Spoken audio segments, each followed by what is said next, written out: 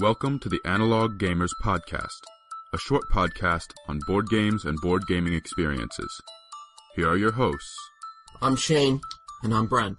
And I'm Frank. Today we're going to talk about games that modify, change, affect the board that you're playing on, or that build the boards as you go. There are multiple different flavors of this, but let's start by setting the stage where we say most games that people are familiar with, the Monopolies, the Risks, the traditional board games, they have a board, and your pieces move around on that board. That's not what we're talking about today. Today we're going to talk about... Well, that might not be what you want to talk about. I might talk about it a little bit. Today we're talking about games that the board changes. The board is different. A classic example of this is Catan. In Catan, every game you build a new board. You, at the beginning of the game, randomize your tiles, lay your tiles down, randomize your numbers, lay your numbers on top of that, and that's your board for the game. Which means the board is not the same one to the next, and it's rare that you'll ever have the same board, the exact same board that you did before. And if you do, you're not going to remember. If you do, That's you're not true, going to know. It's going to be so spread apart, you'll have no idea. So one of the reasons I enjoy these kind of games is because every gameplay is a new gameplay. You're not going to play the same thing, and your strategies are going to have to change based upon how that board looks at the time. So what are some of your guys' favorite examples of this? Yeah, I think Catan is a great example. We'll get there. Catan is a great example because, as you said, you have to change your strategy based on what the board looks like. So in Catan, each hexagon? Yep. Yes. That's 6 sides, right? Yep. Yes. Each hexagon represents a different type of terrain in which you can harvest different resources. And so you're building your little houses, towns, whatever they're called, on corners of 3 hexagons so that you can harvest resources from these different types of terrain.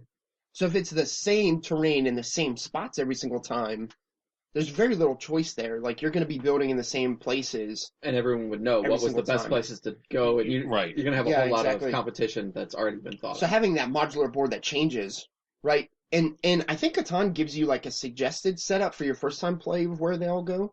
But typically you just take all the tiles, shuffle them, and then randomly put them out. And I really enjoy that because you do have to change it every single time. And Catan's not a complicated game, right? Like, generally you're doing similar things every time you play. The strategy comes in, and because the board is so different, and because the die rolls can change, that you have to make different decisions about where you're building on that board. And with Catan, you have a general idea, because I think most of the strategy is not based on necessarily where the tiles lay, but where the number indicators, which indicate what die roll gives you those resources, fall. Where you want to sit in those numbers to actually get the resources you need. Yeah, it's a combo of the randomness of the terrain tiles with the randomness of the numbers that go on each tile. Which is one reason I like Catan, is it's not just one board placement, it's 2 randomized board placements. Yeah. So. And I think I really enjoy Catan because all the randomness is in the setup, well, in the die rolls, but mostly in the setup, and then you can work within that random structure within the game. I really struggle in games where almost everything is based on randomness because I don't feel like I have any agency in the game. I feel like I'm just going along with whatever the game's telling me. But I really like in Catan that a lot of the randomness is in the setup, and then I get to use my own strategy within whatever's already been set up. So you don't like a game like Suro, which we've said was a filler game. I've never actually played it. Okay. So because each round you pull 2 tiles, 1 tile, Frank. You have a hand of 3 tiles, and you play one and replace it at the end of your turn. So you place it down, and it moves your piece and potentially other people's pieces, but you don't know necessarily what you're going to do with that or what other people are going to do with that until they're played down. Yeah, that seems like a type of game I would love the first and second time I played, but then I would just get really frustrated with it after that. So it's a filler. It's light. You're not really playing, and there is some limited control over what you have, because Brent plays his tile down, and that's moving my pieces, and that now affects what I want to play for my tile. It's an interesting thing. So there are a number of games that are modular boards right up front. We talked about Catan. We could talk about Hey, That's My Fish, which is another game where you set hexagons out. Do you know why it's hexagons? No. Because high hexagons, that's the highest number of sides you can get and still have no gaps when you lay out the tiles. Anything more than that, you end up with gaps between the tiles. So that's why hexagons. As close as you can get to a circle.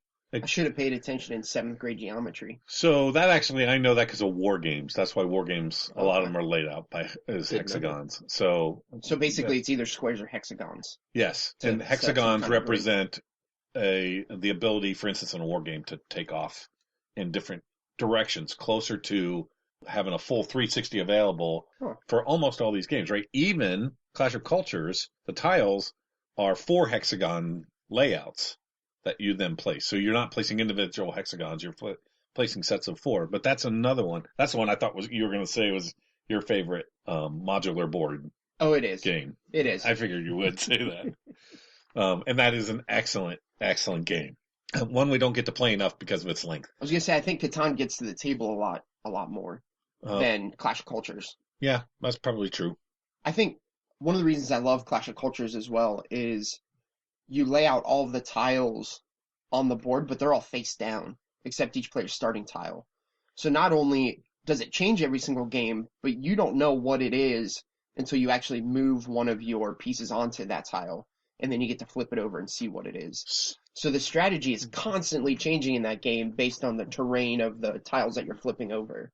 So for example, if I'm, trying to move 3 armies to come and attack one of your cities, and I land on a tile that's all water, or mostly water, that's going to drastically change what I'm able to do in the game. Right. So that's why I really enjoy that as well, is because, the randomness of the modular board, but then also the discovery aspect as you're moving your pieces throughout the board. It's interesting because I have a tendency. So the other mechanism that's kind of related to this is tile laying, where you're laying a tile of your choice down on the board to move pieces along to build something up. But they're your choice of tiles, and the board gets built that way. I tend to generalize both of these kinds of games in my brain as build-a-board games because you don't have no idea what the board's going to look like when you sit down at the table. In Catan, a few minutes later after the setup's done.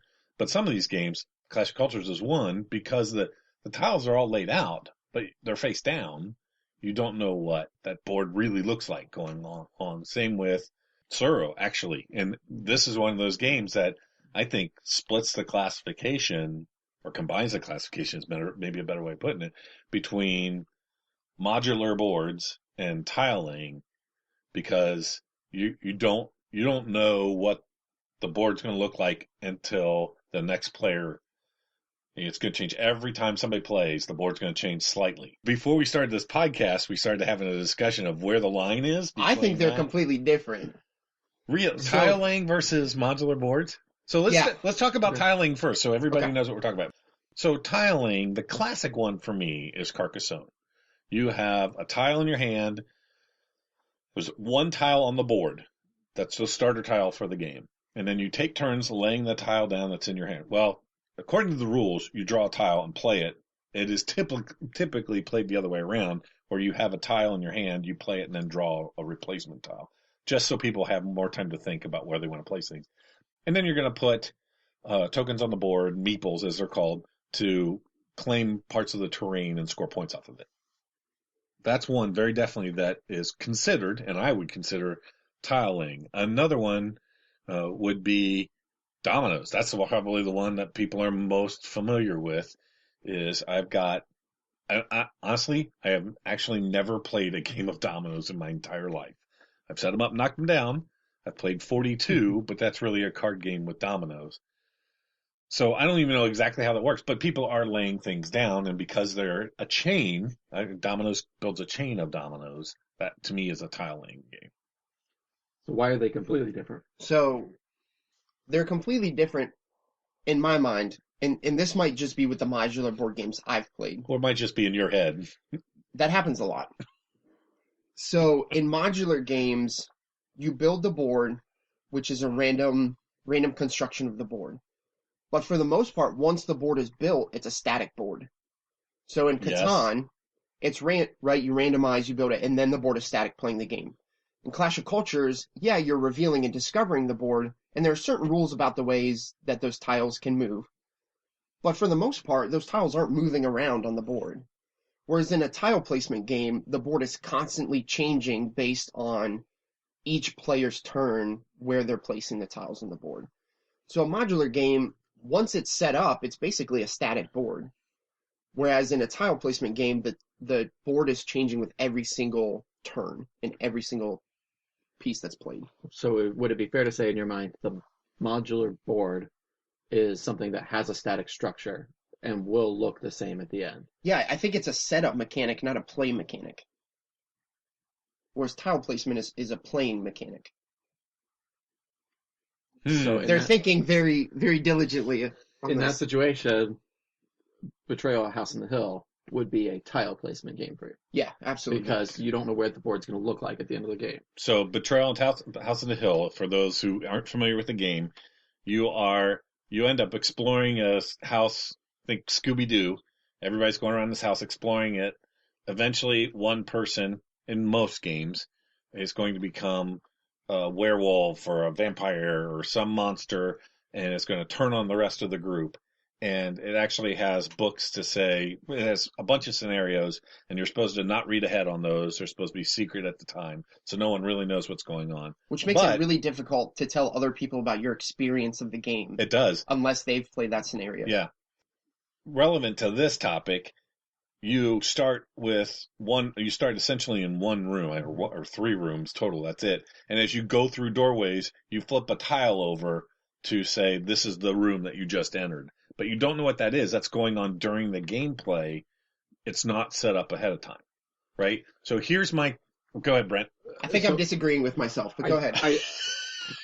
Based on what Shane said before, the reason I would place in the tile placement is because you're not just flipping it over. You're attaching it to somewhere else on the board that's not necessarily a set position. So you have to find options. somewhere that there's another door or another place to go and put that thing there. Which is the exact same with Carcassonne, right? If you draw a piece that has a road on it, you have to find another road where it can legally fit. So no, that's wrong, because Betrayal House of the Hill, when I pull that tile, it's because I've walked through this door. So it has to go in that spot.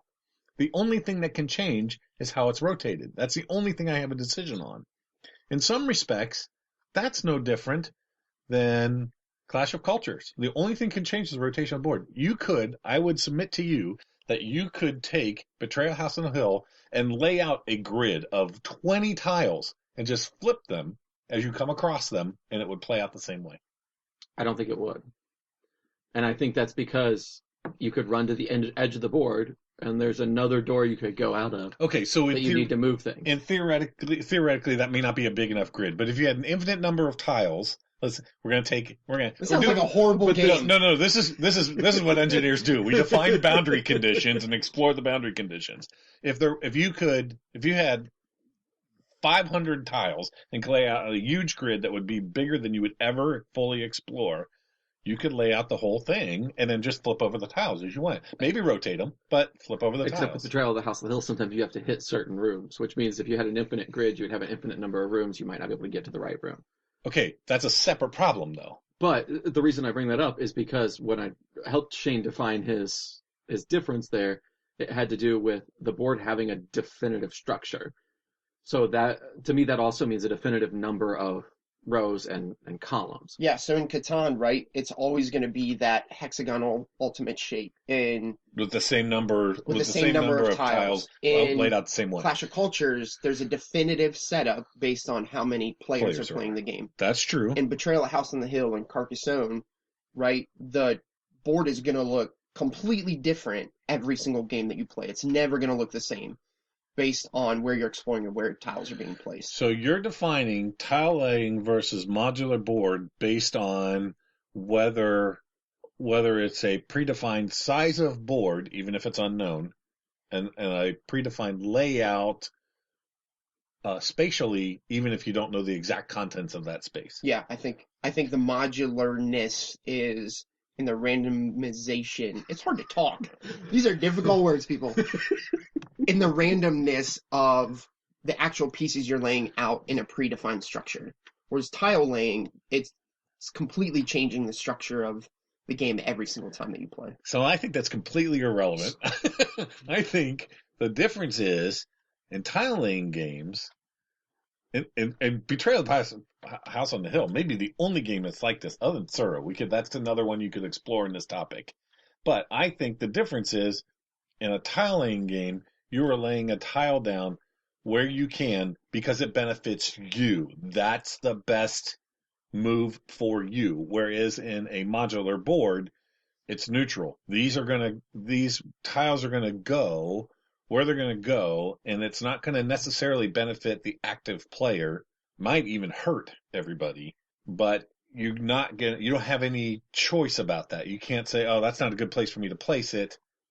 So in Betrayal of the House of the Hill, I have to put a room down.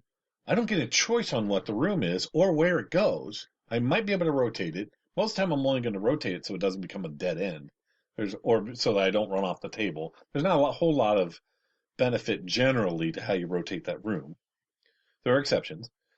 But because of that, because it's neutral, because that room's going to go there and not necessarily benefit me, to me that's a modular board. Because I'm not playing that room to benefit me. I'm not playing that tile to benefit me. Yeah, I think rather than choosing, right, because you're correct. When you walk through a door, that's where See, the tile I'm correct. goes. Take notes, people. There's a button here. I hear it. Oh, okay. So you're absolutely correct. When you walk through a door, that's where the tile has to go. But I think the choice is what door your character walks through. That's where the choice of the tile lane comes. Is rather than choosing, you draw the tile, choose where it goes, you're choosing where the tile goes before you draw it, but it's still the same. You're making a decision as to where the next tile is going to go. But it's a blind decision. You're not making a decision that's going to benefit you. I walk through the door, I draw a blind tile, and I have to lay it there. So I can't lay it to benefit me. But you could move backwards and go to a different room. And I think it's based on scenario. I think it's based on scenario. Maybe, yeah. I think it's somewhat based on scenario you're playing in Betrayal, because you might know we have to explore the basement. So you're going to go to the basement, and that's where you're expanding. So what you're saying is Betrayal may be a modular board game, and it may be a tile laying game, and it depends on the scenario that comes up randomly. I refuse to give you any ground. No, so all right, so if we take out Betrayal at House on the Hill, oh, here we go. No, but do you generally think that there is somewhat of a separation between? Yes, I do think there are games that, depending on your definition, you could, like Betrayal House on the Hill. Depending on your definition, you could lay that one in either category, so to speak. But for the most part, you're never going to say Catan is a tile laying game. Yeah. You're never going to say Carcassonne is a modular board. I suppose somebody could, but I would submit that they're wrong. It really is a tile laying game. But there are some. Tsuro, I would even say, is... So by my definition, that would be a tile laying game. By Shane's definition, well, except it's fitting within a certain predefined space. Well, so, again, Tsuro using the tile laying mechanic, right? To be so a modular board. Between saying, wow. No. Now he's going to weird places. No. Just recognizing that, right? So, like, Yahtzee is a dice rolling game. Literally, all you do is roll dice. Versus Monopoly, which uses the dice rolling mechanic. Right? So there's a difference between using a mechanic and that being the only mechanic within the game. There's pretty much only one mechanic in Tsuro. Okay, so I agree it's tile laying. What it is, I don't know. No, I agree it's tile laying. I think the only difference between like Tsuro and Carcassonne is Tsuro kind of gives you a defined space. Because the lose condition of that game is your piece goes off the board. So in Tsuro, you need that defined space in order to lose or, to win. Right, it's part of other players lose. Part of the end game. So that's just kind of an end game thing in that game. But I agree, I think it's tile laying because the board is changing. You're picking tiles, putting them in strategic places. Based on what benefits you the most. Let me submit another one to this. Another game or another concept? Game. Okay. Acquire. I don't know Acquire, so that's you two. Oh, come on. I've never played it. You've never played it? Oh, okay. Really? We have a different problem. I've heard you talk about it. Oh my gosh, we got to solve that every problem. other day. But... We got to fix that. In Acquire, you have a defined board of numbers from 1 to X. Well, it depends on whether you're playing the newest version or an older version, but yes. A high number. And then you pull those numbers out of a bag blindly, and you have a collection of 5, I think. Doesn't matter. And then on your turn, you choose to place those down. If you merge two of them together that haven't been merged together before, you take one of the hotels and you place it on the board. Base mechanic. And then if they're placing one down that's already on there, that hotel grows in size. And there's a whole nother mechanic on merging two hotels. and auctioning and Yes. everything else. Not relevant for this discussion. For this discussion, that board is defined. It has a structure because it's a numbered grid. Yeah, But the players are placing a tile onto the board, and that's potentially changing the gameplay and what's available to the game at that point. So are we saying this is a tile placement game? I am. I'm asking you what it is. That By sounds... by your previous definition, it would be a modular board. Well, he just said you're taking tiles as the game goes on and placing them on the board. But it's a defined You're- structure. But it's a defined structure, which was your definition, a big part of your definition, that it's how you fill the structure. It doesn't matter. The fact that the structure is predefined, the layout of the board, while unknown, that makes it a modular board. And So the board is set up. You're just discovering the tiles as you go. no, you're not discovering them. You have a hand of tiles, and you get to pick one. Scrabble would be another example, right? Well, I have a hand of tiles, and I get to place so many tiles. I'll call that tile within placement. that. Okay, so that violates your previous definition. No, because the board is static, right? The board you're playing on is static, and then you're placing your tiles and you're changing the game as you go, right? In Scrabble, your move will completely define my move. Whereas in a modular game, if you flip a tile over or you build on a certain spot, that doesn't change my interaction with the board. Like the board is still the exact same, no matter what you did. Whereas in Scrabble, you're changing the game as you play. I don't think that's true with Clash Clash of Cultures. Yeah, I would. Because if you, as you said before, are trying to take an army to attack someone's city and you run into a water tile, that's going to completely change your game. Yeah, but that wasn't a player changing it with their decision. So now you're coming over to my definition, where it depends on whether you're playing it strategically or not. I don't know. I'm all kinds of confused. Yes. I think part of it is I don't know what Acquire is, so I can't really. I mean, you explained it well, but I'm so visual, I can't really get what. Well, that first of looks all, that is like one of my favorite games of all time, so we gotta get you to play that. like. So I think But this might be the right size, just the three of us. Maybe one more person, but we could even debate that. we're gonna argue about this stuff all day now. Next game day, we're gonna be sitting playing all these games and arguing about whether they're tile placement or. Actually, that would be a really fun day. But I do think one of the great things about both of these games is the randomness that it brings into the game. That Absolutely. a game like Carcassonne, it's a defined number of tiles. Like you're not playing with anything new every time you play. You're playing with the exact same pieces. But because it's based on choices and randomness, the game feels and looks different every single time that you play. So that really is the purpose of both of these So I think mechanics. it's a benefit of both, yeah. Yes, the purpose of it from a game designer's point of view is this is a way that I can make sure the game doesn't play the same way, that I can't eventually get tired of this game because it's just the same thing. Yes, you can get tired of any game eventually if you overplay it, but the point is the life, so to speak, of the game for the player is a lot longer because there's far more variability in the game. And that's the advantage of both of these. So to some extent, I mean, that was a really academic argument we had because the That fact probably is, doesn't matter it probably, at all. It probably doesn't matter at all, other than it was fun. Except for you. Yeah, it was fun. It was fun. When my wife gets home tonight, I'm going to tell her all about why I'm right and you two are wrong. You do that. See how And that she'll goes. probably tell me I'm wrong, but that's okay. Well, she'll at least listen to the episode. Yeah, that's true. She'll listen and then tell me that I'm wrong, which is okay. Because right now she'll only hear your side of the story. I'm That's used right. to it.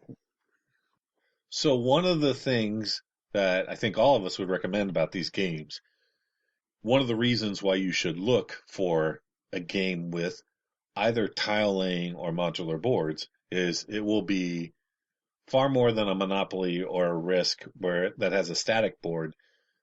The replay ability of these games is a lot higher than it is with a game with a static board. Would you guys agree with that statement? Yes. Okay, so maybe on that note, we should end. Thank you all for listening. We hope that you are sharing the word of our podcast with your friends and family. This has been the Analog Gamers Podcast. Thanks for listening. Please spread the word about our podcast, which can be found at theanaloggamers.libsyn.com.